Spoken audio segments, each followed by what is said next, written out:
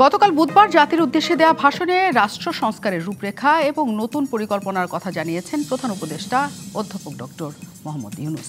বলেছেন, সংস্কারের মাধ্যমে জাতি হিসাবে তারা নতুনভাবে যাত্রা শুরু করতে চান।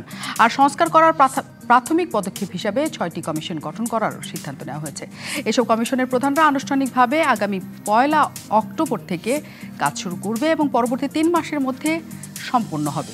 এরপর প্রধান রাজনৈতিক দলগুলোর সাথে ডক্টর ইউনূস পরামর্শ সভার আয়োজন করার কথাও জানালেও বিএনপি মহাসচিব এই সংস্কার কার্যগুলো আরও দ্রুত সম্পন্ন করার তাগিদ দিয়েছেন। বলেছেন, সময়টা অত্যন্ত গুরুত্বপূর্ণ, কাজেই অন্তর্বর্তী সরকার যেন যত দ্রুত সম্ভব তাদের কাজগুলো শেষ করে নির্বাচনের দিকে যায় সেই আশা ব্যক্ত করেন। এদিকে সাবেক প্রধানমন্ত্রী শেখ হাসিনাকে ভারত আশ্রয় দিয়ে তাদের গণতন্ত্রের প্রতিজ্ঞা ভঙ্গ করেছে অভিযোগ করে তাকে ফেরত দিতে ভারতের কাছে আহ্বান জানিয়ে যাচ্ছে বিএনপি। শেখ হাসিনাকে দেশে ফিরিয়ে বিচারের মুখোমুখি করার বিষয়ে আজ আলোচনা হয়েছে উপদেষ্টা পরিষদের বৈঠকেও। বলা হয়েছে, গণহত্যার মুখপাত্র হিসাবে তাকে বিচারে থাকতে হবে। অন্তর্বর্তী সরকারের এমন অবস্থানের মধ্যে শেখ হাসিনাকে ফিরিয়ে দেওয়ার বিষয়ে প্রথমবারের মতো মুখ খুলেছেন ভারতের পররাষ্ট্রমন্ত্রী ডক্টর এস জয়শঙ্কর। বলেছেন, এই বিষয়ে কূটনৈতিক প্রক্রিয়ার মাধ্যমে বর্তমান বাংলাদেশ সরকারের সঙ্গে কাজ করবে তারা। চাইলেই কি ফেরত পাওয়া সম্ভব শেখ হাসিনাকে? এছাড়া নির্বাচন নিয়ে বিএনপির এত তড়িঘড়ি কেন? বিষয় নিয়ে আলোচনায় আজ রাজধানী স্টুডিওতে আছেন বিএনপি চেয়ারপারসনের উপদেষ্টা জয়নুল আবেদিন ফারুক এবং আছেন গণসংহতি আন্দোলনের প্রধান সমন্বয়কারী জোনায়েদ সাকি। এবং দর্শক, আপনারা আছেন আমাদের সাথে এই অনুষ্ঠানে। আমরা একটু জানার চেষ্টা করি নির্বাচন এবং শেখ হাসিনার বিচার প্রসঙ্গে, যে তাকে কিভাবে নিয়ে আসার প্রক্রিয়া হবে, সম্পূর্ণ করা সম্ভব কিনা, আসলেও আনা সম্ভব কিনা, আইন কি বলছে, সব বিষয়ে আমরা একটু কথা বলে নিতে চাই অতিথিদের সাথে। অনেক ধন্যবাদ যুক্ত হওয়ার জন্য এবং অতিথিদেরকে কৃতজ্ঞতার সাথে থাকার জন্য। শুরু করতে চাই জোনায়েদ সাকিকে দিয়ে। স্বাগত জানাই রাজকাহনে। যে প্রধান উপদেষ্টার 1 মাসের শেষ হওয়ার পর, মানে উপদেষ্টা পরিষদের নতুন সরকার গঠনের তিনি একটা বক্তব্য রেখেছেন। ওটার মধ্যে সবচেয়ে উল্লেখযোগ্য হিসেবে সবাই মনে করছে যে 6টা কমিশন গঠনের কথা তিনি বলেছেন 6 খাতে, এবং তার সংস্কারের পরের নির্বাচনের দিকে তিনি যেতে চান। তার এই বক্তব্য এবং তার এই রূপরেখাটা আপনাদের কাছে কি মনে হচ্ছে, কেমন মনে হচ্ছে? ধন্যবাদ আপনাকে। আমাদের সবাইকে সালাম এবং শুভেচ্ছা জানাচ্ছি। আমাদের ছাত্র তরুণদের, জনগণের রক্তক্ষয়ী সংগ্রাম, তাদের আত্মত্যাগের উপর দাঁড়িয়ে আজকে আমরা একটা নতুন বাংলাদেশের যাত্রায় আছি এবং অন্তর্বর্তী সরকারও এই অভ্যুত্থানের উপর দাঁড়িয়ে গঠিত হয়েছে। আমরা অন্তর্বর্তী সরকারের প্রধান উপদেষ্টার সাথে প্রথম যখন আমরা সাক্ষাৎ করি তাদের আহ্বানে, সেখানে 2টো বিষয় আমরা উল্লেখ করেছিলাম। একটা হচ্ছে আপনাদের একটা আশু কাজ আছে, একটা হচ্ছে কিছুটা দীর্ঘমেয়াদী কাজ। আশু কাজের জায়গায় হচ্ছে স্থিতিশীলতা আনা, যেটার মধ্যে অনেকগুলো প্রসঙ্গ যুক্ত আছে, যেটা এখনও চলছে। আমরা দেখতে পাচ্ছি প্রতিষ্ঠানগুলো ভেঙে পড়ার উপক্রম হয়েছিল, সেগুলোকে পুনর্গঠনের প্রশ্ন, এবং তার মধ্যে অনেক সমস্যা থেকে যাচ্ছে। আমরা দেখতে পাচ্ছি যে অর্থনৈতিক চ্যালেঞ্জ মোকাবেলা একটা গুরুত্বপূর্ণ বিষয়, যেটাতে তারা অনেকগুলো গুরুত্বপূর্ণ পদক্ষেপ নিয়েছেন, এখনও অনেক কাজ বাকি আছে। এবং সবচেয়ে বড় ব্যাপার হচ্ছে যে শহীদদের তালিকা তৈরি করা, আহতদের তালিকা তৈরি করা এবং তাদের পরিবারের পাশে দাঁড়ানো, তাদের চিকিৎসার ব্যয়ভার গ্রহণ করা, বিশেষভাবে শহীদদের যে একটা গুরুত্বপূর্ণ জায়গা, যে মানুষের জীবনে সবচেয়ে বড় মানবিক মুহূর্ত কী হতে পারে, সমষ্টির স্বার্থে নিজের সম্মান এবং জাতির সম্মানের জন্য যখন আপনি জীবন উৎসর্গ করার মতো একটা জায়গায় পৌঁছাতে পারেন, এর চাইতে বড় মানবিক মুহূর্ত আর কিছু হতে পারে না। যে তরুণরা, যে জনগণের যে অংশ যারা এরকম সাহসিকতার সাথে সেটা করেছেন, তারা জাতির ভবিষ্যতের সামনে এক বিরাট, সবসময় একটা অনুপ্রেরণার জায়গা থাকবেন। সেই জাতীয় মর্যাদা, সেই রকম একটা জাতীয় বীরের জায়গায় তাদেরকে স্থাপন করা দরকার। তো এই কাজগুলো তাদের আছে, এবং বিশেষভাবে এই গণহত্যা যেভাবে হয়েছে, হাজারের উপরে হত্যাকাণ্ড, এতগুলো মানুষ আহত, এবং 15 বছর ধরে যে গুম, খুন, লুটপাট, দুর্নীতি, অর্থ পাচার, সেগুলোর বিচারের জায়গা দরকার। সেই বিষয়গুলো তাদের উদ্যোগ নিতে হবে। একই সাথে আমরা বলেছি একটা রাজনৈতিক প্রক্রিয়া শুরু করা দরকার, কারণ মানুষের আকাঙ্ক্ষাটা দাঁড়িয়েছে যে রাষ্ট্রটাকে যেভাবে একটা ফ্যাসিস্ট কর্তৃত্ববাদী মাফিয়া রাষ্ট্রে পরিণত করা হয়েছে, একটা স্বৈরাচারী সাংবিধানিক ক্ষমতা কাঠামোর উপর ভর করে, এইটা বাংলাদেশ আর চলবে না। এটা পুরো রাষ্ট্রটাকে জনগণের বিরুদ্ধে লেলিয়ে দেয়।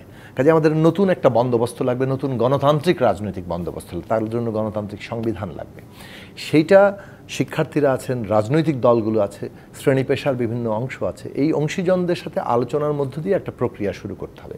এবং সেক্ষেত্রে আমরা আমাদের দিক থেকে প্রস্তাব করেছিলাম, আমি বলবো যে আমার স্মরণে আছে, প্রধান উপদেষ্টাকে বলেছিলাম যে সরকারের দিক থেকে উচিত হবে যে বিভিন্ন সেক্টরে কী ধরনের সংস্কার হতে পারে। যেমন আমরা ধরুন সংস্কারের যখন প্রস্তাব করি, আমরা একটা পলিসি প্রস্তাব করি যে দ্বিকক্ষবিষ্ট পার্লামেন্ট করতে হবে, কিন্তু এর যে বিস্তারের দিক আছে, অর্থাৎ কীভাবে সেটা সম্ভব, এইরকম উদাহরণ হিসাবে বললাম যে প্রত্যেকটি বিষয়ে এই যে আজকে বিষয়গুলো ঠিক করা হয়েছে, আরও অনেকগুলো বিষয় যেমন শিক্ষা এবং স্বাস্থ্যের মতো গুরুত্বপূর্ণ বিষয় এখনও বাকি আছে। আমার মনে হয় যে তারা এই ক্ষেত্রেও সংস্কারের কমিশন গঠন করবেন।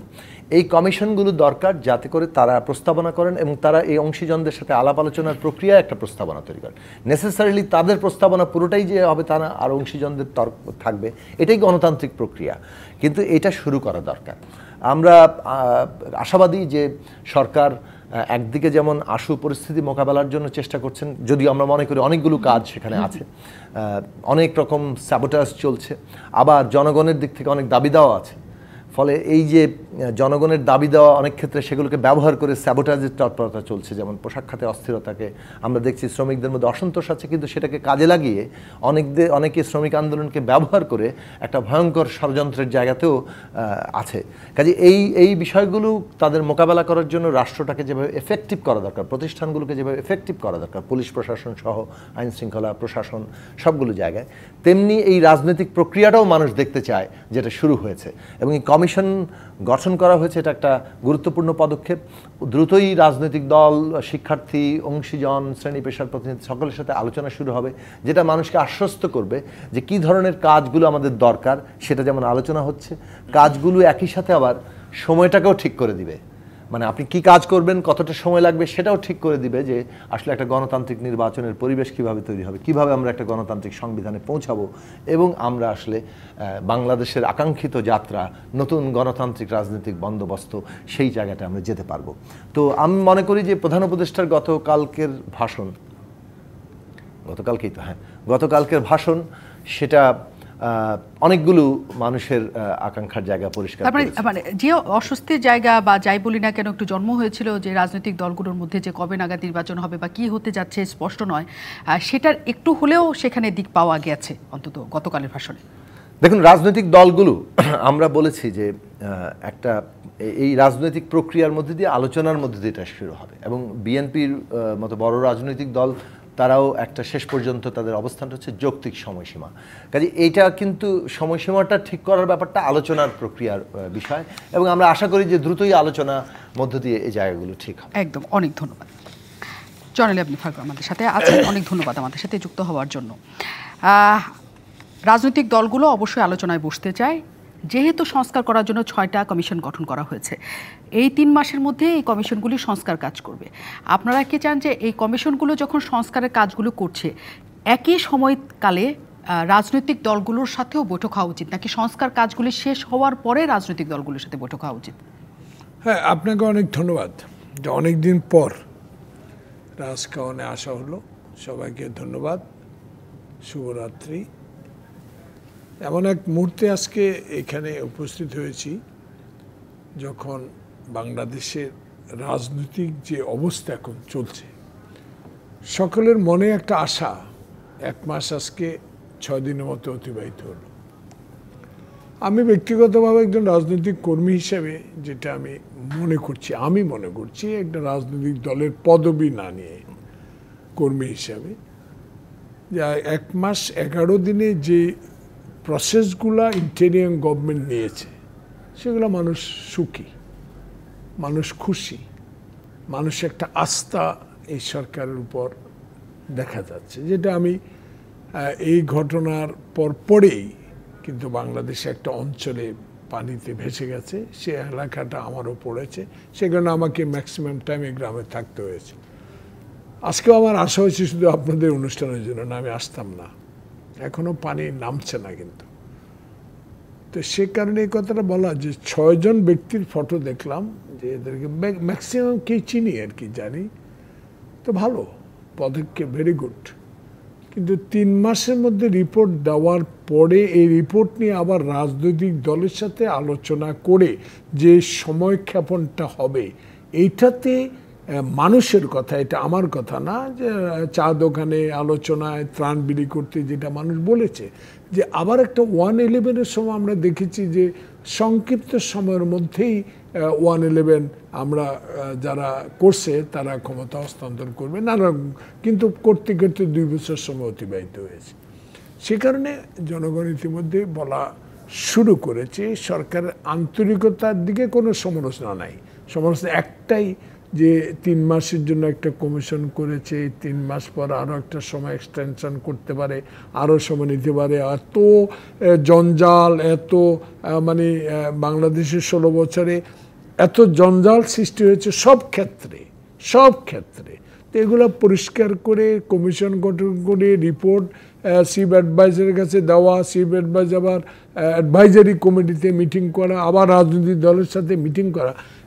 জুনায়েদ যে কথাটা বলেছে, যে আপনি যেটা মনে করে দিলেন, যে আমি মনে করি যে এই সংস্কার যখন তারা শুরু করবে, সংস্কারের সাথে সাথে কতটুকু হইল এইটুকু অ্যাডভাইজারকে জানাক। আর অ্যাডভাইজার যদি মনে করে, চিফ অ্যাডভাইজার মহোদয়, তাহলে রাজনৈতিক দলের সাথে এই বিষয়ে যে আমি এদ্দূর এগিয়েছি, এদ্দূর আলোচনা করেছি, দুদক নিয়ে আলোচনা হয়েছে, সংবিধান নিয়ে আলোচনা হয়েছে, হাইকোর্ট নিয়ে আলোচনা হয়েছে, সব ক্ষেত্র নিয়ে আলোচনা যেটুকু হয়েছে, সে অগ্রগতিটা যদি মাঝে মধ্যে 3 মাস ফিক্স না করে দিয়ে সপ্তাহ, 15 দিন, 20 দিন পর যদি এইসব রাজনৈতিক দলগুলোর সাথে আলোচনা করা যায়, তাহলে রাজনৈতিক দলগুলো জানতে পারবে আসলে কি সংস্কারের দিকে এই কমিশনগুলো এগিয়ে যাচ্ছে। আবার আরেকটি কথা, এই 6 জন কমিশনের যে সব ক্ষেত্রে একমত পোষণ করবে সেটাও কিন্তু ঠিক না, সেটাও আমার মনে হয় ঠিক করবেন না তারা। সেই কারণে আমার একটা বিশ্বাস যে বাংলাদেশে যে পট পরিবর্তন, ছাত্র জনতার যে রক্ত, আবু সাইদ খোকনের যে রক্ত, সেটা বৃথা যাবে না, আমার একটা বিশ্বাস। এখন যে কথাটা আজকে আমার মনে করে দিতে হয়, দেখেন এটা হয়তো আলোচনা আপনি আনবেন কিনা আমি জানি না। একটা বিষয় আমি যখন আজকে দেখলাম, থেরাপি স্টুডেন্টরা আজকে দেখলাম একটা মহাখালী রাস্তায় দাঁড়িয়ে সারাদিনই অবরোধ করে রেখেছিল। হ্যাঁ, তো সে অনুসারে আমি মনে করলাম যে আমার বাসা নিকুঞ্জ, তো আমি 8টার দিকে রওনা দিই, না হয়তো 2 ঘন্টা নাও যেতে পারি। কিন্তু এই যে একটা দাবির শহরে পরিণত হয়ে গেছে, খেয়াল করছেন কিনা আমি জানি না। হ্যাঁ, অবশ্যই। কিন্তু সরকার কতগুলো জায়গায় এইসব দাবি পেশ করার বা অবস্থান নেওয়ার নিষিদ্ধ ঘোষণা করেছে, কিন্তু সব জায়গায় করতে পারে নাই, করবেও না তারা। যদি তারা ছাত্র জনতার আন্দোলনের সরকার, তারা গণতন্ত্র পদ্ধতি ব্যবহার করবে, আমার কথা আমি বলবো। কিন্তু রাস্তা বন্ধ করে অন্যের সমস্যা সৃষ্টি করে যদি কেউ দাবি আদায় করতে যায়, সেদিকেও লক্ষ্য রাখতে হবে। সেটা যদি অন্য রাজনৈতিক দলগুলোর ক্ষেত্রেও প্রযোজ্য হয়, অবশ্যই। আমি যদি রাস্তা না, আমি কথাটা এভাবে বুঝাতে চেষ্টা করছি আপনার মাধ্যমে, যে বাংলাদেশে সকল লোকেই সংবিধান বিশ্বাস করে, বাংলাদেশের বিশ্বাস করে, কিন্তু আমাদের মূল টার্গেট ছিল 16 বছরে যে অনৈতিক কাজগুলো, অগণতান্ত্রিক কাজগুলো, লুটপাটের যে ব্যবস্থাটা, খুন গুমের যে ব্যবস্থাটা 16 বছরে শেখ হাসিনা করেছে, সেগুলোর জন্য তো সংস্কার। এই সংস্কারের জন্য যদি রাজনৈতিক দলগুলো দাবি করে রাস্তা বন্ধ করতে যায়, তাহলে তো আবারও একই কথা উঠবে, তো এরাও তো গণতন্ত্র বিশ্বাস করে না। কথাটা হলো এই জন্য একটা কথা মনে করে দিই আপনারে, যে আজকে আমি গাড়িতে আস্তে আস্তে জুনায়েদ, যে আমার স্ত্রী আবার খুব অসুস্থ, একটা ক্যান্সারে আক্রান্ত হয়ে গেছে, সে থাইল্যান্ডে। তো সে আজকে আসছে, তো আমার একটা কথা, ওনার কথা শুনে, ওর খুব ভক্ত, আবার তার টকশোগুলো শুনে সে আমাকে বলল একটা জিনিস মনে করিও, যে শেখ হাসিনা ওয়াজেদ, যিনি আওয়ামী লীগের সভানেত্রী, তো এদেশে তো এরশাদের বিরুদ্ধে আন্দোলন হয়েছে, ওনারা তখন ছাত্র নেতা, এরশাদ তো পালিয়ে যায়নি, এরশাদ তো জেলে ছিল, এরশাদের বিচার হলো, সে এরশাদ আবার পুনর্গঠিত করে 18, 20টা, 30টা সিট নিয়ে আবার পার্লামেন্টেও গেল, আবার 14 সালও বিনা প্রতিদ্বন্দ্বিতা নির্বাচিত দিয়ে পার্লামেন্টে গেল। তার আগে 18-র আগে উনি মৃত্যুবরণ করেছে বা আর ইলেকশন করতে পারেনি। কিন্তু একটা কথা উঠছে, যে শেখ হাসিনার যদি সে সৎসাহস থাকতো, যে ব্যক্তিটা 3 তারিখেও বলেছে রাজাকার, আলবদর ইত্যাদি যে কথাগুলো বলেছে, 3 তারিখও বলেছে এমন ক্ষমতা কারোর ছিল না। তাহলে এই দেশে তার ভাষায় লক্ষ কোটি জনতা তার পক্ষে, তার বাবার পক্ষে, তার এই উন্নয়নের পক্ষে, সব কিছুর পক্ষে থাকার পরেও এই যে তার ভাষায় লক্ষ লক্ষ লোকগুলোকে রেখে পালিয়ে চলে গেল, সেই লোকটাকে এখন এটা মনে করতে পারে এরশাদও তো পালায় নেই। তাহলে এরশাদের সাথে ওনার তুলনা করাটা শেখ মুজিবের কন্যার সে উচিত না। সেখানে আমি এটা মনে করে দিলাম এই কারণে যে 6 জন লোক দিয়ে যে কমিশনটা করা হয়েছে তারা তো ফেরেশতা না, তারাও তো রন্ধ্রে রন্ধ্রে যেতে হবে। যে আজকে আপনার টিভিতে দেখলাম দুদক নিয়ে একটা মানে এটা প্রধান শিরোনামে যে আমাদের নোয়াখালী একটা মেয়ে এমপি ছিল আয়েশা বেগম, আবার নারায়ণগঞ্জের কি নাম মেয়রের নাম আইবির বিরুদ্ধে দেখলাম দুদক তদন্ত করতেছে। তাইলে এই তদন্ত এখন কেন? তাহলে এগুলোর সংস্কারের দিকে যাবে, এগুলোর অ্যাপয়েন্টমেন্টের দিকে যাবে, কারা অ্যাপয়েন্টমেন্ট পাইলো, কেন হইলো, কেন এদের বিরুদ্ধে আগে অভিযোগ। তাহলে এই 6 জন লোকের পক্ষ কি বাংলাদেশের 16 বছরে এই জঞ্জাল, এই অনিয়ম, এই অনিয়ম সম্বন্ধে একটা ব্যাখ্যা দিয়ে তত্ত্বাবধায়ক সরকারকে বা ইন্টারিম গভর্নমেন্টকে দিতে পারবে? সেটা আমার মনে হয় একটু কঠিন হয়ে যাবে তাদের কাছে। সেই কঠিনত্ব দূর করার জন্যই দরকার রাজনৈতিক নেতাদের সহযোগিতা, এবং সেই সহযোগিতার কারণে দ্রুত একটা নির্বাচনের দিকে দেশ যেতে পারবে। এবং একই সাথে সকল কিছুই তো এসছে, যেহেতু অনেক কিছু সংস্কার প্রয়োজন, বিচার প্রয়োজন, সমস্ত কিছু একসাথে দাবি দেওয়া আদায় যেগুলো হচ্ছে, করার চেষ্টা করা হচ্ছে, সেই দাবি দেওয়া পূরণ করার সময় এসছে, অনেক কিছু নিয়ে এখন তত্ত্বাবধায়ক সরকার, অন্তর্বর্তীকালীন সরকার কাজ করছে। এবং এর মধ্যে যে প্রসঙ্গটি সবচেয়ে বেশি উঠেছে যে অগ্রাধিকার ভিত্তিতে এই গণহত্যার বিচার করা, যে যারা এত মানুষের মৃত্যু, এত গণহত্যা এর আগে দেশ দেখেনি, কাজে সেটার বিচার করা এবং শেখ হাসিনাকে দেশে ফিরে নিয়ে এসে তাকে সে বিচারের কাঠগড়ায় দাঁড়া করানো, সে দেশের বাইরে থাকা অবস্থায় বিচার পরিচালনা না, এটাকে উপদেষ্টা পরিষদের বৈঠকে কথা হয়েছে, আলোচনা হয়েছে। কিন্তু শেখ হাসিনাকে ফেরানোর আসলে উপায় আছে এই দেশের, আছে কি না, এবং সেটা কবে নাগাদ করতে চায় সরকার বা রাজনৈতিক দলগুলোই বা কী চায়, আমরা বিরতির পর জানতে ফিরছি। আমন্ত্রণ আরও একবার জিপিএস ইস্পাত রাজকাহনে। আজ আমরা আলোচনা করছি নির্বাচনী বিএনপির তারা কেন, এই শিরোনামকে সামনে রেখে, এবং আমরা আলোচনাতে আমাদের অতিথিরা আছেন। বিরতিতে যাওয়ার আগে যে কথাটি বলছিলাম যে এই সংস্কারের সাথে সাথে গণহত্যার বিচারের জন্য শেখ হাসিনাকে দেশে ফিরে নিয়ে আসার আলোচনাও হচ্ছে, এবং এই আলোচনার মধ্যে আজ ফোন আলাপ ভীষণ রকমের সকলের কাছে ছড়িয়ে পড়েছে। সেটাকে বলা হচ্ছে শেখ হাসিনা তার বক্তব্য রেখেছেন এবং খুব দ্রুত তিনি বাংলাদেশে প্রবেশ করবেন, এই ধরনের একটা লাইন আছে। আমি সেই আলোচনাটাও একটু করতে চাই আমাদের অতিথিদের সাথে। জোনায়েদ সাকি আছেন আমাদের সাথে। জোনায়েদ সাকি, আপনি এই ফোন আলাপটা শুনেছেন কিনা, এবং এই ফোন আলাপ ফাঁস হওয়া বা এটা আসলে সত্যি কিনা এখনও এই ধরনের ধোঁয়াশা আছে, আপনার কি মনে হচ্ছে? ধন্যবাদ আপনাকে। দেখুন, আমার একটা নীতিগত অবস্থান আছে, এইসব ফোন আলাপ বিষয়ে আমি কোনো আলোচনা করতে চাই না। তবে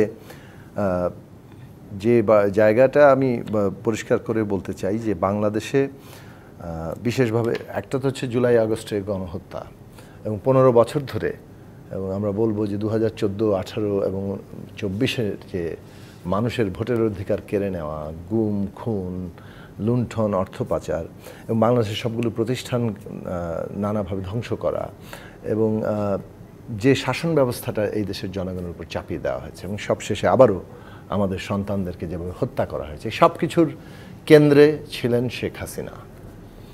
এবং এইটা তো দায় তাকে, মানে তিনি সবচেয়ে বেশি দায় তাকেই নিতে হবে, এবং সেটার বিচার আমরা মনে করি বাংলাদেশের নতুন যাত্রার জন্য অত্যন্ত জরুরি। মানে ন্যায় বিচার ছাড়া এই নতুন যাত্রা সম্পূর্ণই হতে পারে না। ফলে এই ন্যায় বিচারের জায়গাটা আমাদেরকে শক্তভাবেই ধরতে হবে, এবং সেইটা এই অন্তর্বর্তী সরকারকেও তার যত রকম আয়োজন, চেষ্টা সেটা জারি রাখতে হবে, এবং পরবর্তীকালেও মানে এটা অব্যাহত থাকবে বলে আমরা মনে করি। যে আলোচনা আপনি করছিলেন যে সংস্কারের কাজ শেষ হওয়ার পর আলোচনা হবে রাজনৈতিক দলগুলোর সাথে নাকি, আসলে এই যে কমিশনগুলো গঠন করা হয়েছে তারা তো আসলে সংস্কার করছে না, তারা কি বিষয়ে সংস্কার গুলো হতে পারে সে বিষয়ে প্রতিবেদন দিবে, একটু চিহ্নিত করবে। বিস্তারিতভাবে চিহ্নিত করা। কারণ একটা জিনিস যখন একটা প্রপোজাল হাজির হবে, তো সেটার তো অনেক খুঁটিনাটি আইনি দিক আছে, বিস্তারের দিক আছে, সেই দিকগুলো তারা আনুষ্ঠানিকভাবে তৈরি করবেন। সেটা তারা যা করার ক্ষেত্রে অবশ্যই মানে স্টেক হোল্ডারদের সাথে আলোচনা করবেন। এটা কিন্তু কাঙ্ক্ষিত যে তারা নিজেরা কেবল একটা একাডেমিক এক্সারসাইজ করবেন, ব্যাপারটা এরকম না। মানে দেশের মানুষ কি ভাবে সেটাও তারা বিবেচনার মধ্যে নেবেন। এবং সেই জায়গা থেকেই আমরা পরিষ্কার করে যেটা বলছি যে আলোচনাটা কিন্তু এর মধ্যে চলবে। এই আলোচনার ভেতর থেকে অনেকগুলো বিষয় পরিষ্কার হবে। ফলে রাজনৈতিক দলগুলোর সাথে আলোচনা, ছাত্রদের সাথে আলোচনা, শ্রেণী পেশার মানুষের সাথে আলোচনা, এটা হচ্ছে বিভিন্নভাবে, কিন্তু আরও সুনির্দিষ্টভাবে অ্যাজ এ পলিটিক্যাল প্রসেস মানে কিংবা এই যে উত্তরণ, সেই বিষয়েই আলোচনার জায়গাটা তারা শুরু করবেন বলে মানুষ প্রত্যাশা করে।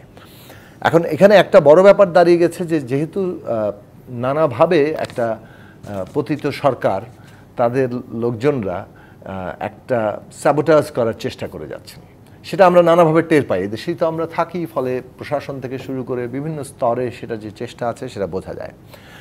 এখন তাদের ক্ষেত্রে অনেক ক্ষেত্রেই তারা ভর করেন হচ্ছে জনমানুষের দাবি দাওয়াগুলোর, আন্দোলনের ক্ষেত্রে। এখন একটা বিষয় দেখেন, আমি নিজে একজন রাজনৈতিক কর্মী বলা চলে। 1990 সালের গণ আন্দোলনের মধ্য দিয়ে আমার হাতে খড়ি, এবং তার থেকে একটানা আমি গত 34 বছর এখানে রাজনৈতিক কর্মী হিসেবে কাজ করি। আমরা তো দাবি দেওয়া তুলেছি বাংলাদেশে গত, বিশেষভাবে আমি 10 বছরের কথা বলব, 2014 সালের পরে সমস্ত আন্দোলন রীতিমতো একটা মানে ভিক্ষা চাওয়ার ব্যাপারে পরিণত হয়েছিল। শিক্ষক থেকে শুরু করে সব শ্রেণী পেশার মানুষ প্রেস ক্লাবে দাঁড়িয়ে যেন ভিক্ষা চাইছেন, কোনো আন্দোলন নেই, দাবি রীতিমতো করুণার বিষয়ে পরিণত হয়েছিল। এখন সেই রকম একটা অবস্থা থেকে বাংলাদেশের মানুষ যখন মুক্তি স্বাধীনতার জায়গায় এসছেন, দেখা যাচ্ছে যে সব স্তরে, সেটা কি সরকারি কর্মকর্তা কর্মচারীদের থেকে শুরু করে একেবারে সাধারণ মানুষ, শ্রমজীবী মানুষ, কৃষক, শ্রমিক, ছাত্র, পেশাজীবী, সমস্ত স্তরে, নারী পুরুষ সব জায়গায় তাদের অসংখ্য দাবি দেওয়া, এবং এর মধ্যে অনেকগুলো কাঠামোগত সংস্কারের প্রশ্ন, মানে যেটা কোনোদিন তারা বলতেই পারেনি। হ্যাঁ, আমি নিজে এরকম বেশ কয়েকটি দাবি দেওয়ার অনুষ্ঠানে গিয়েছি, এবং সেইখানে আমরা দেখেছি যে আসলেই এর মধ্যে অনেক ন্যায্য প্রশ্ন আছে যেগুলো তারা কখনোই তুলতে পারেনি। এখন এই সবাই যখন, মানে মানুষ তো তুলতেই চাইবে, তার সমস্যার কথা বলতে চাইবে।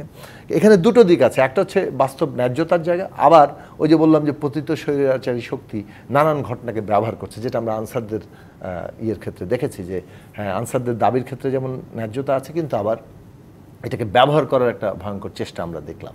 একইভাবে গার্মেন্টস সেক্টরে কিংবা ইত্যাদির ক্ষেত্রেও আমরা দেখতে পাচ্ছি। ফলে এই সব ক্ষেত্রে সরকারকে খুবই মনোযোগী ভূমিকা নিতে হবে। দাবি শহর হয়েছে ঠিকই, যেটা ফারুক ভাই বললেন, কিন্তু সেই দাবির জায়গাগুলোতে আরও কিভাবে একটা, মানে প্রত্যেকটা পক্ষকেই ভাবতে হবে যে আমরা বাংলাদেশের রাতারাতি সব কিছু পরিবর্তন ঘটে যাবে না, নিশ্চয়ই আমরা আন্দোলন করব, কিন্তু এইটা যাতে কোনোভাবে স্যাবোটাজকারীরা ব্যবহার করতে না পারে, সেই দিকটা আমাদের খেয়াল রাখতে হবে। এবং এইটা আসলে যে কথাটা, আবার আমি ফিরে আসি আপনার প্রশ্নে, যে শেখ হাসিনার বিচারের ক্ষেত্রে আপনি চিন্তা করে দেখুন যে একটা আন্দোলন দমন করার জন্য, এবং সেটা নিরস্ত্র আন্দোলন, গণতান্ত্রিক আন্দোলন শুরু হয়েছে কোটা সংস্কারের মতো একটা সাধারণ গণতান্ত্রিক দাবি নিয়ে, যদিও সেই প্রশ্নটার মধ্যে অনেক গভীর রাজনৈতিক তাৎপর্য ছিল, কারণ এটা সংস্কারটা একটা যুক্ত পুরো ব্যবস্থার সাথেই। কিন্তু সেই রকম একটা নিরস্ত্র আন্দোলনকে কিভাবে দমন করার চেষ্টা করা হয়েছে, এবং এটার প্রায় নজিরবিহীন বলা যাবে যে এইরকম একটা নিরস্ত্র গণতান্ত্রিক আন্দোলনের উপরে স্নাইপার দিয়ে গুলি করা, হেলিকপ্টার দিয়ে গুলি করা, গুলির পর গুলি, তারপর প্রাইভেট বাহিনী, আওয়ামী লীগের লোকজনকে হাতে বিপুল অস্ত্র দিয়ে যেভাবে তারা মানুষকে হত্যা করলো, মানে এইটা একেবারেই ভয়ঙ্কর চমৎচিত্র। 4 তারিখে যখন প্রায় পতন অনিবার্য, সেই দিনে যে পরিমাণ হত্যাকাণ্ড হচ্ছে আপনি চিন্তা করতে পারেন কত মানুষ ওই একদিনের মধ্যে নিহত হয়েছে। এমনকি 5 তারিখ যখন উনি পদত্যাগ করে চলে গেছে, সেই দিন সন্ধ্যায় ছেলে মেয়েরা যখন বিজয়ের জন্য মিছিলে গেছে, সেখানেও নানা জায়গায় রীতিমতো এলোপাথারি গুলি করে হত্যা করা হয়েছে। সো এইটা, এই উন্মত্ততা, এইটা বাংলাদেশে কোনোভাবেই মানে এর কোনো আসলে ক্ষমা নেই, ক্ষমা করার সুযোগ নেই। এবং সেই কথা বলছিলেন জয়নুল আবেদিন ফারুক যে বাংলাদেশের ইতিহাসে এমন জায়গাও নেই যে কোনো রাষ্ট্রনায়ক রাষ্ট্রপ্রধান এমন করে পালিয়ে গেছেন, এবং সেটা আমরা হতে দেখেছি। এবং যে ফোনাল আপনি কথা বলতে চাইছেন না, কিন্তু সেখানে যে লাইনটা আসলে এখনকার জন্য গুরুত্বপূর্ণ, তিনি বলেছেন আমি বাংলাদেশের কাছাকাছি আছি, আমি যে কোনো সময় যাতে বাংলাদেশের ভিতরে ঢুকতে পারি। তার ঢোকার জন্য অপেক্ষা করা, নাকি তাকে নিয়ে এসে বিচারের মুখোমুখি করা, নাকি আসলে এই শেখ হাসিনা প্রসঙ্গে বিএনপির অবস্থানটা বা তাদের চাওয়াটা কি আসলে? দেখুন, এই ইউটিউবে যেটা বা টেলিফোনে যেটা প্রচারিত হচ্ছে, এই বিষয়ে আমি জুনায়েদের সাথে একমত। এই বিষয়ে সব কথা বলা ঠিক হবে না। তবে একটা বিষয় যেটা কণ্ঠে শোনা যাচ্ছে, 118টা হত্যা মামলা আমার, এখন আমি বুঝতে পারি না আপা, যে আপনার সাথে তো দীর্ঘদিনের পরিচয়, হয়তো অনেক আমাদের কথা কাটাকাটি হয় বা বিভিন্ন মত ভিন্নতা থাকতে পারে। সাক্ষীতে তো আমরা ছোট দেখছি, সে ছাত্র রাজনীতি করে আসছে, তার প্রতিভা আছে, সে প্রতিভার কারণে আজকে এই অনুষ্ঠানও ডাক পড়ে তার। প্রতিভাবান লোকগুলোকে বাংলাদেশ আওয়ামী লীগ যেভাবে নিচ্ছিন্ন করে দেওয়ার একটা প্রচেষ্টা, একটা প্রজেক্ট হাতে নিয়েছিল শেখ হাসিনা 2040 সাল পর্যন্ত ক্ষমতা থাকার জন্য। দেখুন, আমি যখন 2008 সালে পার্লামেন্টের সিপিউবের দায়িত্ব পালন করছিলাম, তখন সংসদ থেকে বেরিয়ে আমরা সংসদের গেটেই আপনাদের সাংবাদিকরা একটা প্রশ্ন আপনি করছিল টেলিফোন নিয়ে, ওই যে ভিডিও কি একটা টেলিফোন, কি বলে এটাকে, দুই নেত্রীর টেলিফোন আলাপ, বিওপি না কি একটা, না বিওপি টেলিফোনের একটা জয়কে নিয়ে একটা কথা উঠছিল পার্লামেন্টে। তখন এই সাংবাদিকরা আমাকে ঘিরে ধরেছে। আমি বলছিলাম হ্যাঁ, এটা সঠিক এবং এটা ওর মাধ্যমে হচ্ছে। আমার বিরুদ্ধে 64টা জেলায় 64টা মামলা করা হয়েছে, এখনো সেই মামলাকে আমাকে হাজিরা দিতে হয়। এই কথা বলার অর্থ এই যে বাংলাদেশে প্রতিভাবান রাজনৈতিক কর্মীদেরকে এবং প্রতিভাবান দলগুলো যারা গণতন্ত্র বিশ্বাস করে, যারা বাংলাদেশে মানুষকে সেবা করার প্রচেষ্টা করে, সেই দলগুলোকে, সেই নেতাগুলোকে নিচ্ছে না একটা প্রজেক্ট তারা হাতে নিয়েছিল। আল্লাহর কি রহমত, এই ছাত্র জনতার যে আন্দোলন, সে আন্দোলনে জনতা কেন ঝাঁপিয়ে পড়লো আপা, একটি কারণে ঝাঁপিয়ে পড়েছে। বিদ্যুতের দাম যখন বেড়েছে তখন আমরা কথা বললো, সেটা দাম তারা দেয় নাই সরকার। যখন জ্বালানির দাম বেড়েছে তখনও আমরা প্রতিবাদ করলে সেটা উত্তরের সরকার দেয় নাই। পেঁয়াজের সিন্ডিকেট, মরিচের সিন্ডিকেট, আলুর সিন্ডিকেট, চিনির সিন্ডিকেট, সব সিন্ডিকেটের বিরুদ্ধে কথা বলার পরেও, জনগণের পক্ষে কথা বলার পরেও তারা কোনোদিন এই সরকার আমাদেরকে পাত্তা দেয় না। তাহলে জনগণের এই সকল দাবিগুলো যখন পুঞ্জীবিত উঠলো, তখন ছাত্ররা যখন রাস্তায় নেমে গেল, সকল রাজনৈতিক দল, বিশেষ করে বিএনপি যখন ছাত্রকে বলল তোমরা তাদের সাথে সহযোগিতা করো, এই জনগণ নামলো কেন? ওই যে ভিতরে যে আগুন, ভিতরে যে দাও দাও করে জ্বলছিল, যে কথাগুলো এতদিন বলার সুযোগ হয় নাই, এই ছাত্র জনতার, ছাত্রদের আন্দোলনের মুখে বলার জন্যই তারা রাজপথে ছাত্রদের সাথে মিশে গেছে। সেই ছাত্র জনতা যেটা বললো, 3 তারিখ থেকে 5 তারিখ সন্ধ্যা পর্যন্ত নির্বিচারে যেসব লোককে গুলি করে হত্যা করা হয়েছে, সেটা এখনো বেরিয়ে পড়বে। যারা ওই সময় যখন পুলিশ কর্মকর্তাগুলো ছিল, এগুলাকে যদি ইন্টেরিয়াম গভর্নমেন্ট জরুরি ভিত্তিতে, তড়িৎ গতিতে আইনের আওতা আনতে পারতো, আমার মনে হয় আরও হত্যাকাণ্ড রহস্য বেরিয়ে পড়তো। সেটা হয়তো একটু হ্যান্ডস নাই। এখন হ্যান্ডস কারা? আওয়ামী লীগ, ওসিকে Awami League, sub inspector Awami League, ASI Awami League, সিপাই 16 বছরে সমস্ত তাদের অ্যাপয়েন্টমেন্ট হয়েছে আওয়ামী লীগ। তো সে কারণে এদেরকে যে ঢেলে সাজাতে ইন্টেরিয়াম গভর্নমেন্টের যে যৌক্তিক সময় দরকার, বিএনপি যেটা বলেছে সেটা দিতে আমরা রাজি আছি। কিন্তু একটা আছে, শেখ হাসিনাকে এনে বিচার করার দায়িত্ব সরকারের। তার সরকার, আমার ভাইয়ের না। তাহলে সরকার, এই যে কথাটা একটু আগে বললেন যে টেলিফোনে ফাঁস হয়েছে, আমি কাছে আছি, চলে আসব, হুট করে আমি চলে আসতে পারি, কিন্তু সে এখন কোথায়? ভারত সরকারের হাতে। তাহলে ভারত সরকার যে এরশাদকে হাসপাতালে সুজাতা সিং গিয়ে বাধ্য করেছে 2014 সালে নির্বাচনে অংশগ্রহণ করার জন্য, 2018 সালে যে অবৈধ নির্বাচনকে সমর্থন দিয়েছে ভারত গভর্নমেন্ট, এখন বাংলাদেশে 2024 সালে অগাস্ট মাসে ছাত্র বৈষম্য বিরোধী ছাত্র আন্দোলনে, জনতার আন্দোলনে যে শেখ হাসিনা পদত্যাগ করে চলে গেল, কোথায় গেল? হিন্দুস্তান, ভারত। তাহলে ভারতের কাছাকাছি আছে, ভারত জানবে না, তাহলে ভারত আমার বন্ধু হলো কি করে? তাহলে ভারতের বিরুদ্ধে যেসব কথাগুলো এখন বলা হচ্ছে, অতীতে আমরা যারা বলেছি তারা সত্য কথা বলেছে। ভারত আমাদের বন্ধু হতে পারে, আমরা অস্বীকার করি না। আমরাও ভারতে গিয়ে শুধু কাঁচা কুমড়া খেয়ে আমরা যুদ্ধ করেছি ক্যাম্পে, 3 দিনে 1 বেলা ভাত খেয়েছি। আমরা তো তাও আমরা মনোকষ্ট নিই না, এই কারণে তারা আমাদেরকে আশ্রয় দিয়েছে, ট্রেনিং দিয়েছে। তাই বলে কি আমার দেশকে পিন্ডি থেকে ছিনিয়ে এনে দিল্লির শাসনের জন্য, এই কথাগুলো বলার কারণে হিন্দুস্তান বা ভারত আজকে হাসিনাকে আশ্রয় দিয়েছে। হাসিনা তার বন্ধু, তাহলে হাসিনা কি করে বাংলাদেশে আসবে? তা হাসিনা তো ভারত গভর্নমেন্টের কাছে। সেখানে দেখুন ভারত গভর্নমেন্ট কিন্তু সাকিব দেখছেন কিনা, বিরোধী দলের নাম কি, আমাদের রাহুল গান্ধীও কিন্তু ওই মিটিং ওই দিন ছিল, যে হাসিনা যখন ইন্ডিয়া চলে গেল। হ্যাঁ, সবাই ছিল, সর্বদলীয় বৈঠক ছিল তাদের। সব দল, আপনি খেয়াল করছেন সব দলের বৈঠক ছিল, সব দলের একটা বৈঠক, সেখানে রাহুল গান্ধী উপস্থিত সবাই ছিল। তো সেখানে তারা বলছে আমরা কি করব।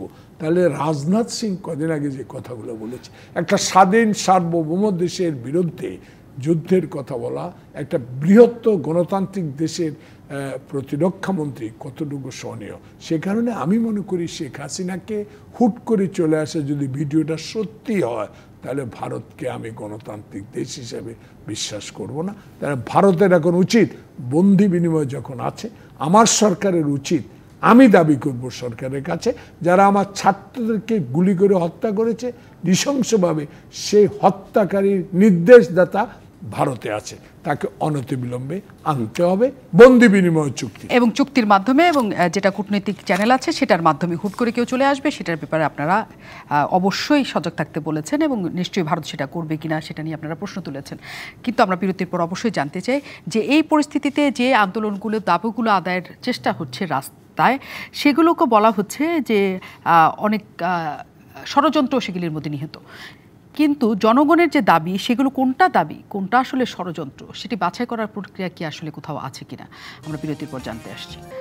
অনেক ধন্যবাদ দর্শক আমাদের সাথে থাকার জন্য, অতিথিদেরকেও ধন্যবাদ। এবং শেষ মুহূর্তে আমরা সেটাই বলছি, জুনায়েদ সাকিও বলছিলেন যে দাবি দেওয়া যেগুলো রাস্তা নিয়ে নামছে, সেগুলোকে কেন্দ্র করে নানা ধরনের অঘটন ঘটানোর চেষ্টা করা হচ্ছে। কিন্তু জুনায়েদ সাকি, একটা প্রশ্ন হচ্ছে যে হ্যাঁ, আপনি যেটা বলছেন যে খুবই নরম সুরে ভিক্ষা চাওয়ার মতো সবাই দাবি দেওয়ায় নামতো, 16 বছর যে দাবি দেওয়া আদায় করা যায় নাই, সবাই একসাথে দাবি দেওয়া অন্তর থেকে চাইছে, সেগুলোকে যদি আমরা ষড়যন্ত্র বলে ভাবি, তাহলে আরেকটা ভুল হবে কিনা?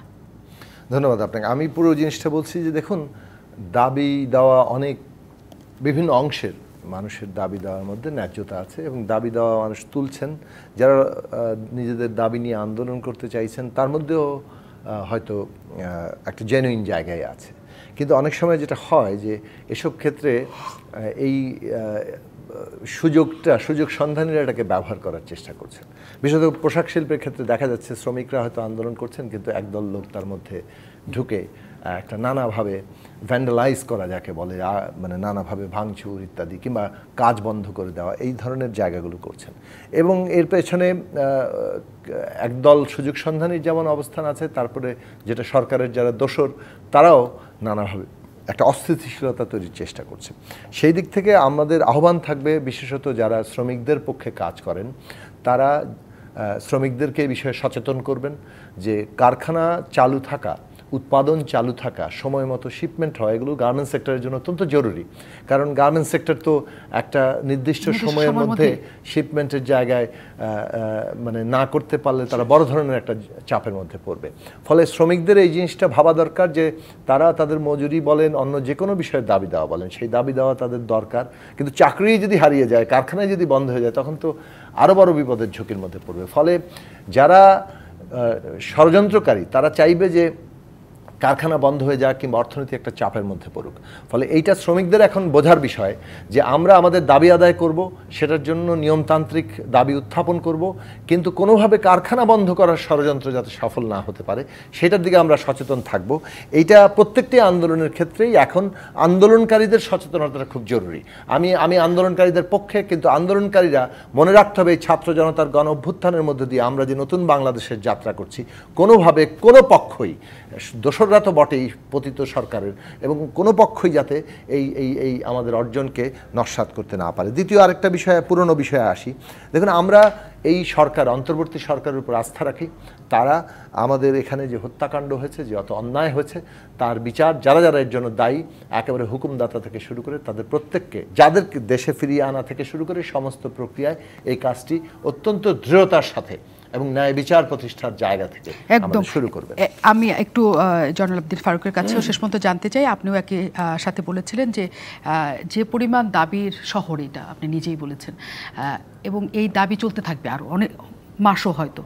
এইসব দাবি দেওয়া চলমান অবস্থায় রেখে নির্বাচনের দিকে এগিয়ে যাওয়াটা দ্রুত সময় হয়ে যাচ্ছে কিনা আপনাদের এটা?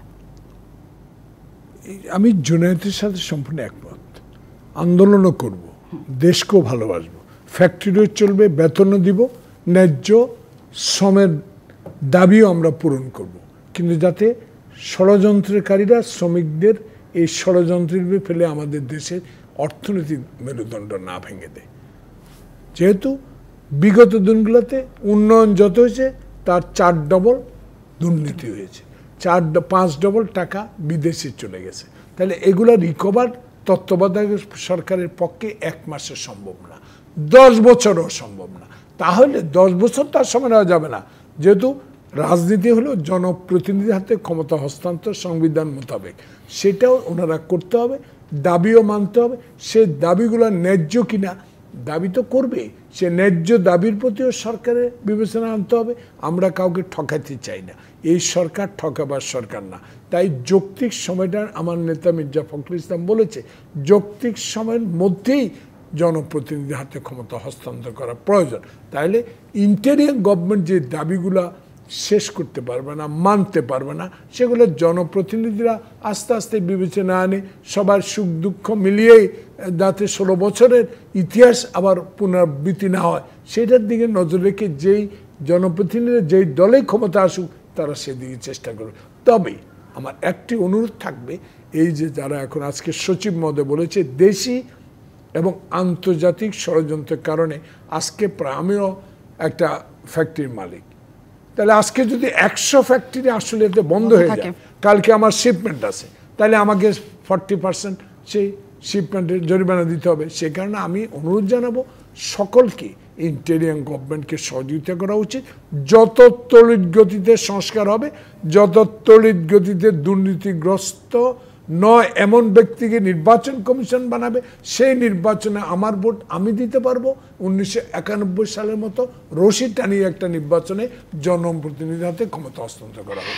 আমরাও সেটা চাই অবশ্যই। একটা অনেক দিন যাবৎ সব নাগরিকের যে আকাঙ্ক্ষার জায়গা, জনতার একটা নির্বাচন, সেদিকে এই দেশ যাবে, আমরা নিশ্চয়ই সেদিকে তাকিয়ে আছি। সাথে থাকবো।